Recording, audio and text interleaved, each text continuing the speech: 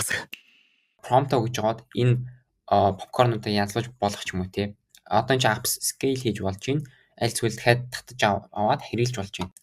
За саний нь штэ animate гэдэг дээр нь дарах юм болов штэ. Шууд ингээд зургийг дүрс болгодог шууд хэсэг рүү ингээд үсэрч байгаа биз. Одоо ингээд харах юм бол энэ чи видео гэсэн хэсэг байгаа биз. За тэгээд одоо видео болгох дээр одоо энэ чи AI-уудын хувилбарууд нь байж байна. За энэ болохоор Hexfield Sora 2 нь болохоор сүүлд нөгөө OpenAI-ийн зүгээс гаргасан байгаа. Одоо Veo 3.1 гэж байгаа биз. Veo 3.0-аар нөгөө нэг алмас дэв хийжсэн танаар санаж байна уу?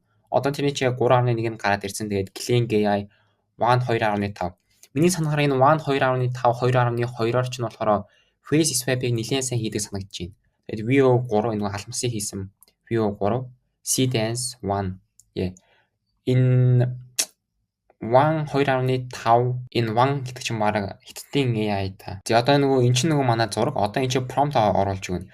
За тэгээд мэдээч энэ Hexfield нь өөрөө төлбөртэй юм билэ. Тэгээд 1 сарын ирэх нь болохоор $9 гэж хэлсэн. За тэгээд одоо энэ видеоныхын чанарыг нь харах юм бол яг хуу энэ хүний нийт дотроод энэ хажуу талын 90 тойрны орчныг нь харах юм бол нэг 10-аас 4-өөс 5 оноо өгөхөөр л дүрслэл гаргаж байгаа биз. Чохон чанарын хувьд муу гэсэн. За одоо энэ чинь болохоор энэ хэсгийг сайн ашигласан тийм ээ. Одоо болохоор бүгдээ энэ manual гэсэн хэсгийг сонгож байгаа. За тэгээд энэ хэсэг дээр нь болохоор өөрсдийнхөө зураг оруулж өгч байгаа. За тэгээд энэ чинь яг ямар 6 зураг гаргахаа энэ чинь өөрөө шийдэж болно.